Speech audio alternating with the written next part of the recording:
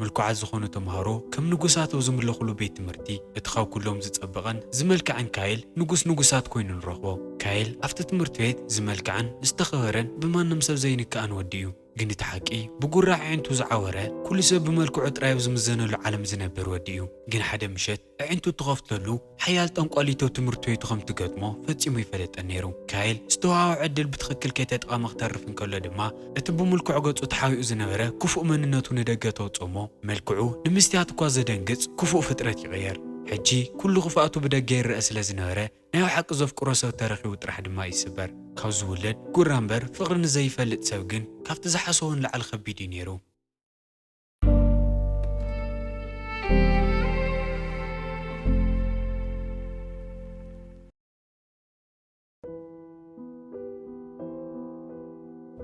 فيلمنا الجمر كهل استوى لغمان ميولد إيلو زأمن حدا ناي كوليج تمهارين رأينايو مرتويتو أتكلتن من كوخاون علم زولت أتقوط المقارن زدت أي شكل ونيرو نتكله بريزيدانت نخوون دما ناتو دادرن رخو كايل نهمرت أم قصاص جمهورن كله دما نفط مدرخ ديو نحيك تمرت زلكم بزعوا عالمن أتكلتن سلاز قدس يكونس أفتات مرتويت تسبقوا ودين ودها فتا مخانون أخل مخنيات مخاني نقرم بزحزن منقدي الزررو كقبرن كله استتعرفوا يتسألوا أسوينورن كل هاتهم دما تحقيسهم إن أوي يتقعلو بزيكا أتحانت تتقوي قاتري أزنورت بزرو استناددت كينرا زرو أوديو تمرت جمرنا كلاسنا خدن كلو نتن مفلات زغورو بوستراتو طالاشي تصنعو من مخان ختصارن كلون أتحانتو تتقوي قاتري أزنورت اتتصالو كينرا نسا مخانا مسرقاقت أدما بتعم تناديدو نسا خفقت سلزغونا تراي نحون زمسل ملكو عودي نمزراو كم زي توقعي ندرا أمونغو تعقرقرقن لين دتبال حنت قنجو قلعة أو حدا تقع وينانات أمتا تيري أمو كأسيلو بمقراب نكيندر أسغد حاكيز كهالي لخفا لين دما نكيندر خمزي تفلتان حاكيزاتا خمزي كونتن مسارد دقتو إنا قلدت نسال الساعة مدك خلاص كوينا دحر مصنح سلام كتولا نسلزو السنكا بتعمي يزمسكني لك نقرو كايل مشيت جزاغ ملسين كله نوبو روب أتمرتويت زحلفهم صبوقات جيزاتات كوغو يمكر أبو أجن لعلمت أم بسرح توتيرو سلزنهره كسوم عجيزي رخبان جزاغ راكون كلون ملك عوسان مخانون كفاءات سوات أو عالم عدل كم زيولومن بترجع من كايل ينقرو كايل أبو يسوم عسل زينهره كروته يحزن سرحتني أمزولا إذا سلزستو علت نكايل نغتزنا قعو بزعواتهم الجمايكا قديفاتهم زمت صدقة إنه قعدتو تسنح كايل جن حمات يروو بزعادك غسام عيدلن بعد خحت أمو ناو كفلغات خعرف يلوا ناو كفلو يخيد أزغط المعالتي كايل تمرت خيدن كلو اتمرت أسعاري كوين خمزو دو يفلت اتمشت نسو عاوتون مخبار ناو حدا كلو كخيد سلزخونا دما ناو كيندرا يخيد مو نفط مدلاو مسؤون خدمت سيحاتا كيندرا بزحتو زبط عم تقريما أفكاريت كان هاي كيدا ناعي حيس كانت تخدلات حاتو كايل دما أفكاريت يتمال مشتو عيسانيا فقادنيا تخوين كجن نعاق حيزك خيد دس مالني لي نقرا كيندرا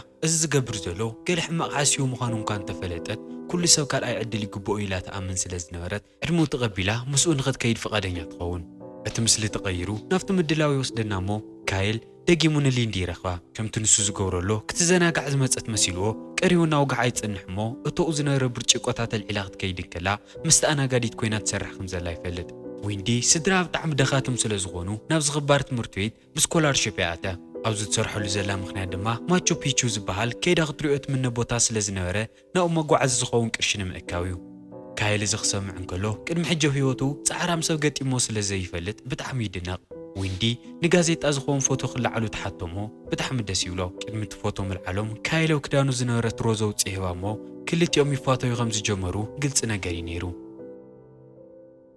اتا فوتوز تلعلو لا سكند حدا عركو ماتيو كان دراخم زمصتي نغرومو بفتنتنا اغصو بمغار ناو حق ديو نعخناو زخدمك حاسيو كنير كيلو كواردان كصرفاني جمر لكا كايل كم تنسات طرطرو نورت نوزو مدلاو زعدما او قدم كلهم سوات نعا بمصرافن بمورادن حنو نخفديو كما يزوله ملكوع كل سو زمن يودي مسكا ما خزلت كفتي سو زي قرواغوال فقر خحزو كم يجير كتصبينا على دما يصرفا كندراز ملسزي صبيو نورت ياتمسل انكيتنا دددما كلا عدل كوكاس لزدلو خينا وزمصي سلازي تطقم قالو جن واغا خدكفل خيلا كايل تدناغيصو ناوي انتنا طمتن كلو سلس قالات تزاريو اترغمو لكا كيندرا ملكع طراي كونس كم تتحميو نايو حق طنقاليتا كافت ساعات سندحر كايل ملو مشت رؤسنا زورون ان حمون يمشي غزو خيدن كله دما ሃንደበት ብድሕሪቱ ኬንድራ ትመጽሞ ኢዱ ክትሕዞን ከላ ብጣዕሚ ብዙሕ ፍየር ዘለዋ ናይ ኦም ውቃጦ ሃንደበት ባዕላ ትፍጠር።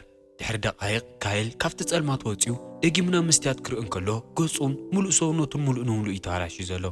ዘይሓዊው ብዙሓት ቁስልታት ውቃጦታትን ብውሽጢ ቆርበቱ ዝረአዩ ሓፃዊንን ኣለው። ካይል ብዝገጥመሎ ነገር ተደናጊጹ ኣብቲ መስትያት እናጠመተን ከሎ ኬንድራ ብድሕሪቱ ኮይና እዚ መርገም እዚ ባዕሉ ንባዕሉ ከም ዘምጾን እንድሕር ደኣ ክፍትሐሉ ደልዩ ኣብ ውሽጢ ሓደ ዓመት ሓደ ሰብ ናይ ልቡ ኣፍቂርዎ የፍቅረካ እየ ዝብል ቃል ተዛሪቡ ክፈትሐሉ ከም ዝኽእል ትነግሮ። ካይል ዕድለኛ ተዘይኮይኑ እሞ እዚ ብሓቂ ዘፍቅሮ ሰብ ረኺቡ የፍቅረካ እየ ተዘይልዎ ግን ንዘለኣለም ከም ዝሕጅንዎ ክፉእ ሰብ ኮይኑ ይኽነበር። ኣፍታው ኢዱ ዘላ ናይ ኦም ውቃጦ ዕምበባ ከየፍረየት ቀልጢፉ ዘፍቅሮ ሰብ ንኽእልሽ ነጊራቶ ድማ ትኸይድ። እቲ ምሸት ንሱ ሮብ ስራሕ ውዒሉ ንገዛ ክምለስ እንከሎ ወዱ ካይል ኣብ ሓደ ጸልማት መብራህቲ ኣጥፊኡ ኮፍ ኢሉ ይጸንሖ። እንታይ ኮንካ ድኻ ኢሉ እናሓተተ ካይል ድማ መብራህቲ ንኸየብርሆ ይልምኖ። ግን እቲ መብራህቲ ወሊዑ ንካይል ክሪኦ እንከሎ ብጣዕሚ ይድንግጽ። ሓንቲ ደቂቓ ከየጥፍአ ድማ ናፍቶም ኣብቲ ሃገር ዘለዉ ጎበዛ ዝበሃሉ ዶኳተር ይወስዶ። እቶም ዶኳተር እውን ኩሉ ድላይ ዝበሃል ምርመራታት ድሕሪ ምግባር ካይል ጥዕንኡ ሙሉእ ንሙሉእ ጽቡቕ እዩ ዘሎ፣ ብዛዕባ ቆርበቱ ግን ክንገብሮ ንኽእል ነገር የለን ኢሎም ነብኡ ንካይል ይነግርዎ። ሮብ ድማ ተሰላችው ዝተኻለኩም ኩሉ ገበርሉ ሳይድ ኢፌክት ልወልኩም ከይትጨናንቑ ክብሎም እንከሎ ካይል ብዞም ቃላት ልዕሊ መጠን ተጎዲኡ ኮፍ ኢሉ ክሰምዕ ስለ ዘይደልየ ተስቲኡ ብፍጥነት ይወፅእ። ኣቦኡ ልዕሊ ናይ ወዱ ጥዕና መልክዑ ከም ዘገድሶ ብምፍላጡ ድማ ቅድሚ ሕጂ ርእይዎ ዘይፈልጥ ናይ ኣቦኡ ትኽክለኛ መንነት ይግለጸሉ። ኣብ ዝቕጽል መዓልቲ ሮብ እዚ ክፉእ ናይ ወዱ መልክዕ ንኸይርአ ካብታ ከተማ ርሒቑ ናብ ዝርከብ ኣፓርትመንት ወሲዱ በይኑ ይዓጽዮ። ካይል ፈሪሑን ተጨኒቑን ስለ ዝነበረ ነብኡ ሮብ ንስኻ ከምሳይ ኢልኻ ክትነብር ኢሉ ይሓቶ። ኣቦኡ እወይ ዋላ ይመልሰሉ ደኣ እምበር ግዜ ክሓልፍ እንከሎ መጺዎ ይፈልጥን። መዓልቲ ድሕሪ መዓልቲ ምኽንያታት እናፈጠረ ዋላ ሓንቲ መዓልትን ከይረአዮ ሰሙናት ይሓልፍ። ኣብ ሰዓት እዚ ጽሙቕ ክትቀትለሉ ክትሕግዞን ትመጽእ ዝነበረት ሓንቲ ዞላ ጥራሕ እያ። መማህርቱ ትምህርቲ ቤት ቀይሩ ስለ ዝተባሃሉ ክጥይቕዎን ክእልሽዎን ይፈተኑን። እቶም ናይ ቀረባ ዝፈትይዎን ዝግደሱሉን ዝመስሉ ነበሩ ኣዕርኽቲ እውን ክንድኡ ከም ዘይፈትይዎ ይርድኦ። ድሕሪ ዝተወሰኑ መዓልታት ሮብ ንካይል ከምህሮ ሓደ ዊል ዝተባሃለ ሰብኣይ ናፍቲ ኣፓርታማ ይሰድድ። ግን ናይ ወዱ ክፉእ መልክዕ ክረአ ስለ ዘይደለየ እቲ ዝሰደዶ ዊል ዝበሃል መምህር ኣይነሰውር እዩ። ካይል እቲ ማዕጾ ከፊቱ ይቕበሎ እሞ ካብቲ መዓልቲ ሱ እንዳሓር ምስኡና ምስ ዞላ ብሓደ ምንባር ይጅምሩ። ካይል ኣብቲ ኣፓርታማ ምንባር ካብ ዝጅምር ኩሉ ነገር እናሰልችዮ ይመጽእ ዘሎ። ሓደ መዓልቲ ድማ ንዞላ ደቂ ክንደይ ዓመቶም እንታይ ክትገብር ናብዚ ሓዲክዮ መጺኽ ኢሉ ይሓታ። ዞላ ድማ ንኽትሰርሕ ናብዚ ከም ዝመጸትን ደቃ ደጊማ ንኽትርኢ ግሪን ካርድ ከም ተዳልየሎም ምላን ትረግሮ። ካይል ታሪኻ ኮፍ ኢሉ እናሰምዐ ድሕሪ ምጽናሕ ንደቃ ማዕርኽ ክንደይ ከም ትፈቱ ስለ ዝረአየ ብጣዕሚ ይቐንእ። ኣቦኡ ከምቲ ንሳን ደቃ ትፈትየላ ከትዝፈትዮ ነይሩ ከዓ ይምነ። ዞላ ድማ ኣቦኻ ስራሕ በዚሕዎ እዩ ዝኸውን እምበር ከም ዝፈትየካን ንባኻ ክመጽእ ከም ዝደልን ኣይጠራጥርን ኢላ ክተጽናዕንዖ ትሞክር።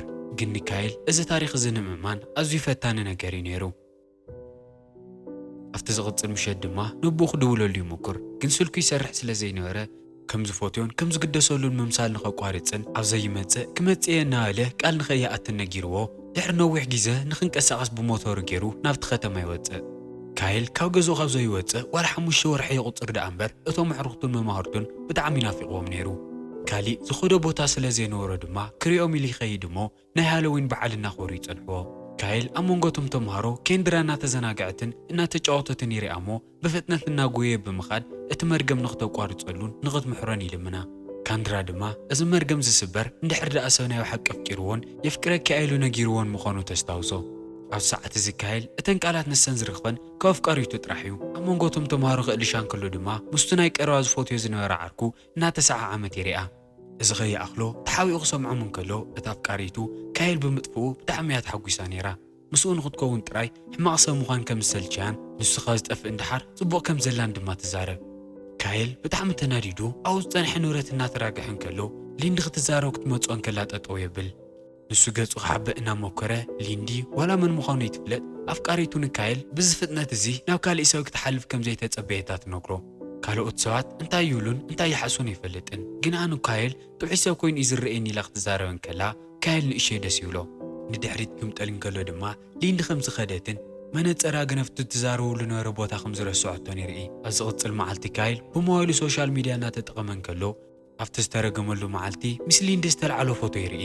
ምስኣ ፍቕሪ ሒዞ ጀሚሩ ስለ ዝነበረ ንኽሪኣ ድማ መነፀራ ክምልሰላ ብዝብል ምኽንያት ናብ ገዛእ ክምርሕ ካብ ገዝኡ ይወፅእ። ይኹን ደኣምበር ከይዱ ንኸዛርባ እኹል ድፍረት ስለ ዘይነበሮ ብርሕቐት ጠሚትዋ ዘይምምላስ ካሊእ ዓቕሚ ኣይነበሮን። ኣብ ዝቕፅል ንግሆ ካይል ዊል ዋላ ዕውር ይኹን ደኣምበር ነከዳድንኡ ብጣዕሚ ከም ዝግደስ ይርኦ። ንምንታይ ምዃኑ ክሓቶ እንከሎ እውን ሰባት ብዛዕባ ከመይ ገይሮም ይርኢኻ ዘይኮነስ ንባዕልኻ ከመይ ጌርካ ከም ትርአዩ ኣከዳድናይ ዘስተኻኸልን ዘጸብቕን እውን ንሕልናይ እምበር ንኻልኦት ሰባት ኢለ ኣይኮንኩን ኢሉ ንካይል ዓብዪ ትምህርቲ የምህሮ። እቲ ምሸት ንሱ ናይ ሶሻል ሚድያ ፕሮፋይሉ እናርአዮ እንከሎ ብዛዕባ ብዙሓት ነገራት ሕማቕ ነገራት ከም ዝፀሓፈን ከም ዝፖሰተን ይርኢ። ሕጂ ካይል ካሊእ ሰብ እናኾነ እዩ ዝመፅሎ። እቲ ናይ ሕሉፍ መንነቱ ዝለፀልኦ ድማ እቲ ናይ ሶሻል ሚድያ ፕሮፋይሉ ይድልቶ። ካይል ሕጂ እውን ምሸት እናወፀ ብምስጢር ንሊንዲ ምርኣዩ ኣይቋረፅን። ማዕርኽ እንደይለጋስን ለዋን ርህረትን ምዃና ክርኢ እንከሎ ድማ ንሓ ዝነበሮ ፍቕሪ እናሓየለን እናወርትዐን ክመፅእ ይገብሮ። ሓደ ምሸት ድራር ንኽበልዕ ስዊል እናዘበላ ይቕረብ እሞ ሓንቲ ዝፎትያ ቆልዓ ከም ዘላን ግን ብመልክዑ ሓፊሩ ብርሕቐት ይሪኣ እምበር ቀሪዮ ዛሪባ ከም ዘይፈልጥን የረድኦም። ንሱ እውን እንድሕር ዳኣ ስቑኢሉ ብርሕቐት ይሪኣ ኮይኑ ግዜ ከም ዘጥፍእሎን ትፎትያ ዳታይ ንምፍላጥ ቀሪዮ ከዛሪባ ከም ዘለዎን ነጊሮም ኣበረታቲዖም ይሰድዎ። ኣብ ዝቕፅል መዓልቲ ካይል ከምቲ ኩሉ ግዜ ዝገብሮ ንሊንዲ እናተኸታተላ ይፅንሕ። ግን ንገዛኣ ኣትያ እንከይዶም ጎየት ተብተብ እናበለት ክትወፅእ እንከላ ተጨኒቑ ስዒብዋ ይኸይድ። ኣብ መጨረሻ እውን ኣቦኣ ምስ ክልተ መሳርሒ ጠቂሞም ቅርሾም ክምለሰሎም ዝሓትዉ ሰባት ትረኽቦ። ሊንዲ ናብቶም ሰባት ከይዳ ኣቦኣ ንኽምሕሩላን ንኸይጎድእዎን ብተደጋጋሚ እናለመነቶም ትፀንሕ። ግን ኣይሰምዕዋን። በቲ መሳርሒ ይወቕዕዋ እሞ ካብቲ ዝነብረሉ ቦታ ፀዲፋ እውን ኣትስሕት። ኣብ ቀረባ ኮይኑ ይከታተል ዝነበረ ካይል ንሊንዲ ኣልዒሉ ናብ ሓደ ክፍሊ ይወስዳ። ድሕሪ ዘብ ደገ ተኹሲ ይሰምዕ እሞ ናብቲ ቦታ እናጎየ ክመፅእ እንከሎ ኣቦኣ ንሊንዲ ንሓደ ካብቶም ክልተ ሰብኡት ተኪሱ ከም ዝቐተለ ይፈልጥ። እቲ ሓዊ ዝተቐተሎ ወዲ እውን ንሊንዲ ብምቕታል ሕና ሓዊ ከም ዝፈድቅ ቃል ብምእታይ እናጎየ ካብቲ ቦታ ይወፅእ። ካይል ድማ እቲ ኣጋጣሚ ብምጥቃም እንድሕር ዳኣ ጓልካ ምሳይ ክትነብር ዘይሰዲድካያ ኩሉ ዝገበርካዮ ነገር ናብ ፖሊስ ክሰድዮ ኢሉ ብሞባይሉ ዝተፈላለዩ ፎቶታት የልዕል። ኣቦኣ ንዘይፈልጦ ሰብ ከመይ ኢለ ጓለይ ከቢሉ ክሓቶ እንከሎ ድማ ሃኒ ዝብለካ ኣለኹ ንኽሕልያን ክከታተላን እምበር ንኻልእ ኣይኮነን ኢሉ ምስ ዝተኣማመኖ ፈቓደኛ ይኸውን። ኣብ ዝቕፅል መዓልቲ ኣቦኣ ንሊንዲ ሒዝዋ ናብቲ ገዛ ይመፅእ እሞ እዚ ገዛ ናይ ሓደ ዓርከ እዩ። ንዝተወሰነ ግዜ ድማ ኣብዚ ክፀንሐ ኢሉ ይነግራ። ሊንዲ ብናይ ኣቦኣ ተግባርን ስራሕን ዋላ ብጣዕሚ ትናደድኣ እምበር ኣብቲ ገዛ ተሓቢኣ ንዝተወሰነ ግዜ ዘይምፅናሕ መማረፂ ይነበራን። ዝወላ ትቕበላ እሞ ካይል ድማ ትኽክለኛ መንነቱ ንኸይፍለጥ ሽሙ ሃንተር ምዃኑ ይነግራ። ኣብ ዝቕፅል መዓልቲ ካይል ሙሉእ ገጹ ብማስክ ይሽፈን እሞ ዝተፈላለዩ ዓይነታት ምግብታት እናምፀ ካብ ክፍላ ንኽትወፅን ንኽተዛርቦን ይሓታ። ሊንዲ ፈቓደኛ ስለ ዘይነበረት ድማ ኣብ ዝተፈላለዩ ሰዓታት ዝተፈላለዩ ህብቶታት እናሓዘላ ይመፅእ። ሊንዲ ግን ዋላ ብዙሕ ሻንጣን ጫማን ካልኦት ነገራት እንተተቐበለት ምንም ዘሐጎሳ ይመስልን። ጨኒቑን ተገሪሙን ካይል ንዞላ ኩሉ ክባር ዝበሃል ነገራት ገዚኣ ንኽተምፀሉ ይነግራ። ዞላ ድማ እዚ ኩሉ ነገራት ካብ ምግዛእ ንሳ እንታይ ከም እትደሊ ፍለጥ እሞ ድሓር ተባይላት ንማኸሮ። ካይል ዘይምምኳር ካሊእ መማርፅ ስለ ዘይነበሮ ዝተወሰኑ ከረሜላታት ሒዝላ ናብ ክፍላ ይኸይድ። ብስልኪ እናተዛረበት ክሰምዓ እንከሎ እውን ቀስ ኢሉ ናብ ውሽጢ ኣቱ እሞ ተሓዊኡ እናሰምዐ ይፀንሕ። ኣብ መጨረሻ ግን ሊንዲ ስለ ዝርኤቶ ንምንታይ ማስክ ከም ዝገበረን ናብቲ ገዛ ኣምፂኡ ከም ዝጠለፋን ተሓቶ። ካይል ድማ ኣቦኺ እዩ ናብዚ ኣምፂእኪ ሕማቕ ነገር ንኸይገጥመኪ ድማ ኣብ ዝሓቢእኪ ኢሉ ይነግራ እሞ ምስኪነይቲ ሊንዲ እንታይ ከም ዝፍጠረሎ ስለ ዘይትፈልጥ ተኣምኖ። ሒዝላ ከይዱ ዝነበረ ከረሜላ ንመጀመርያ ግዜ ስለ ዝተቐበለቶ እውን ብጣዕሚ ይሕጎስ እሞ ኩሉ ግዜ ደብዳቤ ይፅሕፈላ። ኣብቲ ልዕሊ ፎቕ ድማ ግሪን ሃውስ ምስራሕ ይጅምር። ኩሉ ግዜ ሊንዲ ክትመፅኦ እንከላ ሽሙ ሃንተር ምዃኑ ነጊሩ ገጹ ንኸይትሪኦ ድማ ማስክ ይገበር። ሓደ መዓልቲ ካይል ፊልም እናርአየ እንከሎ እታ ኣብ ኢዱ ዝነበረት ናይ ኦሞ ቃጦ ዝተፈላለዩ ዓይነት ፍየርታት ተርኢ። እቲ ዓመት ቀሪቡ ምዃኑን ዘፍቅሮ ሰብ ተዘይረኺቡ ንዘለኣለም ከምኡ ኢሉ ከም ዝፀንሕ ድማ የስታውስኦ። ኣብታ ሰከንዲ ንሳ ግን ሊንዲ ናብቲ ክፍሊ ትመፅእ እሞ ክዛረቡ ክጅምሩ እንከለዉ ካይል ንኸይርአ ርእሱ ብጃኬቱ ይሽፍን። ወግዖም ክቕፅል እንከሎ ድማ ሊንዲ መሓዙታን ትምህርታን ብጣዕሚ ከም ዝናፈቐቶ ንካይል ትነግሮ። ካይል ድማ ኣብ ዝቕፅል መዓልቲ ምስ ዊል ንዘለዎ ክላስ ንኽትመፅእ ይሓታ። ሊንዲ ፈቓደኛ ኮይና ንኽትከይድ እናተዳለየት እንከላ ግን ካይል ዝነበሮ ኩሉ ድፍረት ብምእካብ ሸፊንዎ ዝነበረ ቆቢዕ ብምውፃእ ትኽክለኛ መልክዑ የርእያ። ካይል ሊንዲ ክትፈርሕን ክድንግፅን እንኳ ተፀቢዋ እንተነበረ ካብ ዝኸፍእ ርኤ ኢላቶ ስለ ዝኸደት ብጣዕሚ ይድነቕ። ኣብ ዝቕፅል ንግሆ ድማ እናብ ጎየናው ናይ ዊል ክፍሊ ይኸይድ እሞ ንዓይን ንሊንዲን ብሓዲእኻ ከተምህረና ኢሉ ይነግሮ። ናይ ሊንዲ ልቢ ንምስራቕ ዝሕግዝዎ ዝተፈላለዩ ርእስታት ንኸምህሮም ድማ ንዊል ነጊርዎ ይፀንሕ። ሓደ መዓልቲ ድማ ሒዝዋ ናብቲ ዘዳልዮ ዝነበረ ግሪን ሃውስ ይኸይድ እሞ ሊንዲ ብመልክዑ ብጣዕሚ ትድነቕ። ድሕሪዚ እቲ ዘፅንዕዎ ርእስቲ ኸልዕል እንከሎ ሊንዲ ኣቐዲማ ከም ዘንበወቶን ብጣዕሚ ከም ትፈትዮን ትነግሮ። ድሕሪ ቁረብ ዊል እውን ይመፅእ እሞ እቲ ክላስ ክጅምር እንከሎ እቲ ታሪክ በብታራ የንብብዎ። بكيدي دما كلتيهم زنورون فقري እናوسخن እናحيلن يمጽእ ቀስና አለ ነዊሕ ግዜ ይሓልፍ ኣብ ኢዱ ድማ ሓንቲ ፍየርና መጽት ይርኢ እሞ ካይል እቲ ሰዓት ከም ዝውዳእ ኣሎ ተረዲእዎ ብጣዕሚ ይፈርሕ ብፍጥነት ናብ ኬንድራ ይኸይድ እሞ ተወሳኺ ግዜ ንኽትወይ ልምና ኬንድራ ግን መርገም ሓንቲ ሰዓት ተዋሂቡ ዝነዋሕ ኮነ ዝቕየር ነገር ኣይኮነን ነፍስኻ ስለ እትፈቲኻ ከም ዝትለኻ ትብሎ እሞ ካይል ከም ዝተቐየረ ኸእምና ዝተፈላለዩ ነገራት ይነግራ ዞላ ምስ ደቃ ዊል ድማ ምስ ዒንቱ ብዙሕ መከራ ከም ዘሕለፉ ነጊሩ ንኽትሕግዞም ክልምና እንከሎ ድማ ንስኻ እንድሕር ዳ ዘፍቅረካ ሰብ ረኺብካ ዝመርገመ ልዒልክያ ንኹሎም ክሕግዞም እየ ኢላ ቃል ተኣትየሉ ኣብ ዝቕፅል መዓልቲ ካይል ናብ ናይ ሊንዲ ክፍሊ ኣትሞ ኣብ ላፕቶፓ ኣፍታ ዝተረገመላ መዓልቲ ዝተልዓልዋ ፎቶ ተወሊዓ ትፅንሖ ሊንዲ እናሓፈረት ቀልጢፋ ተጥፍኣ እሞ እዚ ተምሃራይ እዚ ምስኣይ ዝመሃር ነይሩ ዋላ ሕማቕ እንከሎ ፀባዩ ግን ይፎቶየ ነይረ ኢላ ንካይል ትነግሮ እዛ ሃንተርላ ትፅውዐላ ወዲ ንሱ ምዃኑ ከይፈለጠት ድማ ብጣዕሚ ከም ዝናፍቐቶን ደጊማ ክትሪኦ ከም ትምነን ትነግሮ እዚ ወዲ ሕጂ ከተፍቅርዮ ድኺኢሉ ሓታ እሞ ሕጂ እኳ ርግፀኛ ኣይኮንኩን ግን ብውሽጢ ጥዑይ ሰብ ምዃኑ ይፈልጥ እየ ኢላ ትምልሰሉ እቲ ምሸት ንሱ ኣብቲ ከተማ ንኽንቀሳቐሱ ብሓደ ይወፁ እሞ ናብቲ ማእኸለ እንስሳት ይኣትዩ ኣብ ውሽጢ ኮፍ ኢሎም ብዛዕባ ሓራምስ ዶክመንተሪ እናርአዩ ከለዉ ካይል ቆልዓ እንከሎ ጀሚሩ ኣቦኡ ኩሉ ዝደልዮ ነገር እዩ ዘምፀሉ ነይሩ ኣዲኡ ሓዲጋቶም ከም ዝጠፍአትን ተመሊሳ ከም ዘይትመፅን ክነግሮም ከሎ ግን ሓዘኑ ንምርሳዕ እዚ ናይ ሓራምስ ዶክመንተሪ እዩ ዝርኢ ነይሩ ምክንያቱ ኣብቲ ዶክመንተሪ ሓራምስ ብጣዕሚ ፍሉያት ወደታት ምዃነንን ውላደን ኮነ ወለደን ከም ዘይርሳዕ ስለ ዝዛረብ ነበረ እዩ ሊንዲ እዚ ዝሕዝን ታሪክ ምስ ሰምዐት ንሳ እውን ምስ ወባኣ ከም ዝዓበየትን ነዲኣ ብጣዕሚ ከም ዝናፍቃን ነጊራ ተፅናንዖ ገዛ ተመይሶም ፀሓይ እናወፀት እናርእየዋ ኣብ እጉር ደቂሳ ትፀንሕ ካይል ዝነበሩ ኩሉ ድፍረት ኣኪቡ ንሊንዲ ከም ዘፍቅረዋላ ይንገራዳ እምበር ደቃስ ወሲድዋ ስለ ዝነበረ ኣይሰማዕቶን ካይል ንኸደቅሳ ተሸኪምዋ ናብ ክፍላ ይኸይድ እሞ ኣብ ሞባይላ ክልተ ዝተፃሓፉ መልእኽታት ይርኢ ካብቲ ሕጂ ንሄሉ ቦታ ሃዲማ ናብ ማቹ ፒቹ ዝበሃል ቦታ ክትከይድ ከም እትምነ ኣብ ዝቕፅል መዓልቲ ካይል ንሊንዲ ብትኽክለኛ መንገዲ ልባይ ማርኾ ከም ዘየሎ ኮይኑ ስለ ዝተሰምዖ ንዞላ ናብ ዊል ኣፍቲ ጋርደን ረኺቡ እንታይ ተገበረ ከም ዝሐየሸ መኽሮም ዞላ ዊንዲ እውን ከም እትፈትየላ ትነግሮ ዊል ድማ ቅድሚ ናብቲ ማቹ ፒቹ ዝበሃል ዓዲ ምኻዳ ክትከዶ ትደሊ ግን ድማ ኼዳቶ ናብ ዘይትፈልጥ ሮማንቲክ ቦታ ወሲዱ ጽቡቕ ግዜ ንኸርእያ ይነግሮ ኣብታ ሰዓት ንሳ እታ ኣብ ኢዱ ዝነበረት ናይ ኦም ውቃጦ ብዙሓት ፍየርታት ተውፅያ ትጸንሕ እቲ ዓመት ንኽውዳእ መዓልታት ይቐሪቦኒ ብዙሕ ዝተረፈ ግዜ ድማ ይብሉን ኣብ ዝቕፅል መዓልቲ ብንግሆ ተሲኡ ካይል ንሊንዲ ሒዝዋ ናብቲ ናይ ክረምቲ ገዝኡ እናኸዳ ይጸንሕ ኣብ መኪና እንከለዉ ግን ኣቦኣ ንሊንዲ እቲ ክቐትላ ዝሓስብ ነበረ ወዲ ከም ዝተኣሰረን ሕጂ ዘጨንቕ ነገር ስለ ዘየለ ንገዛኣ ንኽትምለስን ይነግራ ግን እቲ መልእኽቲ ምንም ከይተገደሰት ካብ ስልካ ተጥፍኦ ድሕሪ ዝተወሰኑ ሰዓታት ኣብቲ ናይ ክረምቲ ገዛ ይወፅሑ እሞ ሊንዲ በቲ ዓብዪ ገዛን ተፈጥሮኣዊ ኣቀማምጥኡን ብጣዕሚ ትድነቕ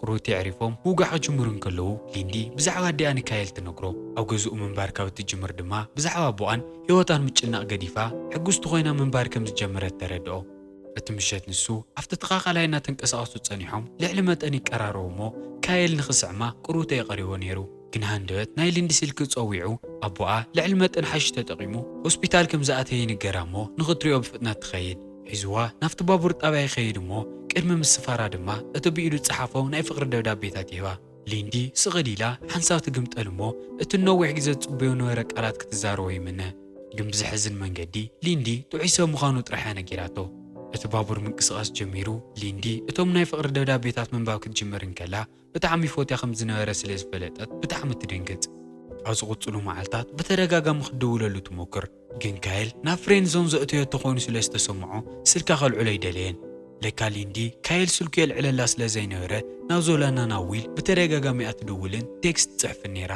እቶም ሰባት እውን ሓደ ግዜ ማኣዲ ይረኽቦ እሞ ሊንዲ ቅድሚ ናብ ማቹ ፒቹ ምኻዳ ቀልጢፉ ንኽረኽባን ስምዒቱ ብኣካል ንኽገልጸላን ይመኽርዎ ኣብ ዝቕፅል መዓልቲ ብሓሳቦም ተሰማሚዑ ናብቲ ናይ ቀደም ትምህርቲ ቤቱ ይኸይድ ብዙሓት ተምሃሩ ድማ ናብቲ ናይ ማቹ ፒቹ ጉዕዞ ንኸዱ እናተዳለዩ ይጸንሑ ካይል ንሊንዲ ክረክብ ተሃንጢኡ ናብቲ ክላስ ናብ ጉያ ክኣቱ እንከሎ እቶም መምሃርቱ እቲ ክፉእ መልክዑ ሪኦም ብጣዕሚ ይድንግፁ ኣብ መጨረሻ ክረኽባ እንከሎ ይፅዋዕ እሞ ሊንዲ ብጣዕሚ እያ ተናዳ ነይራ ፍቑርኻ ዝናዘዝ እንዳሓር ብተደጋጋሚ ትድውለሉ ከም ዝነበረትን ስልኩ ስለ ዘይለዓላ ብጣዕሚ ከም ዝፀልአቶን ትነግሮ ካይል እውን ከምኡ ዝገበረ ሰንኪ ክፉእ መልክዑ ንሳ ከም ዘይትፈትዮ ጠጠራጢሩ ምዃኑ ነጊሩ ይቅርታ ይሓታ ሊንዲ እውን እስኻ ክፉእ ኣይኮንካን ኣነ ድማ የፍቅረካ ኢላ ቅድሚቶም ተገሪሞም ዝርእዩ ነበሩ ብዙሓት ተምሃሮ ትስዕሞ ግን ሕጂ ሊንዲ ናብ ማቹ ፒቹ ንኽትከይድ በረራ ሰዓቱ ስለ ዝኣኸለ ብፍጥነት ክትከይድ ነይርዋ ተመሊሳ ከም ትረኽቦ ነጊራ ድማ እቲ ንሓደ ዓመት ዝተፀበየ ቃል ትነግሮ የፍቅረካ እየ ካብቲ خلاص ክወፅእ እንከሎ ድማ እቲ መርገም ተሰይሩ ናፍቲ ናይ ቀደም ጽቡቕን ሰሓብን መልክዑ ይምለስ።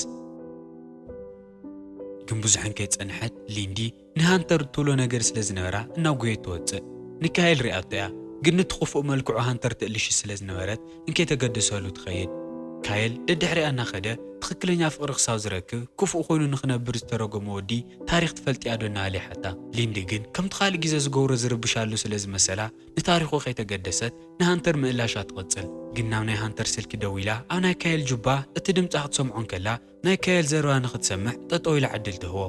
እቲ ታሪክ ናይ ባዕሉ ምዃኑን እዚ ኩሉ ግዜ ሃንተር መሲሉ ኣብ ፍቕሪ ዘውደቓ ባዕሉ ካይል ምዃኑን የረድኣ። ሊንዲ እዚ ኣጋጣሚ እዚ ንምእማን ከቢድዋ ብጣዕሚ ትግረም። ኣብ መጨረሻ ግን ክትኣምኑ ትመርጽ እሞ ንሶም እናተሰዓዓሙ ሓዲግናዮም ናብቲ ሃንተር ተሓቢኡሉ ዝነበረ ገዛ ንምለስ። ዞላ ንደቃ ዝኸውን ግሪን ካርድ ተላኢኽላኒ ንኣሜሪካ ክመፁ ምዃኖምን ደጊማ ክትሪኦም ምዃናን ብምፍላጣ ድማ ብጣዕሚ ትሕጎስ። ብዝገርም መንገዲ ዓይነ ስውር ዝነበረ ዊል እውን ምርኣይ ጀሚሩልኒ። እንታይ ዓይነት ኣስማት ከም ዝገብርሎ ምንም ኣይፈልጡን ነይሮም፣ ግን ድማ ብጣዕሚ እዮም ተሓጒሶም። በቲ ወገን ኣቦኡ ንካየል ዝኾነ ሮብ ሓዳሽ ሰራሕተኛ ቁፅር እናተዳልየ ንሪኦ። ንሓጋዚቱ እንታይ ዓይነት ያይሉ ሓታ እሞ ክፍእቲ ጥራይ ትኹን እምበር ካልእ ችግር ተሃሊዋ ንፈትሖ ኢና እናሃልና ነገራ እንከሎ ናብቲ ክፍሊ ተኣትላ ናይ ባዕሉ መርዚ ክተጥዕሞ ዝደለየት ጠንቋሊት ኬልየን ምዃና እናረኣና ፊልም ናይ ወዳእ። እዚ ፊልሚ ብዛዕባ ውሽጣዊ መልክዕን ትኽክለኛ መንነትን ብዙሕ ኣምሂርኒ እዩ። ካብ 17 ወይ ክሓልፍ ንስኹም ክንደይ ትብዎ ኣብ ኮመንት ጸሓፉለይ። ሓሳብ ርእይቶኹም ምግዳፍ ከይትርስዑ ደጊምና ክሳብ ንራኸብ ሰናይ ጸኒሒ።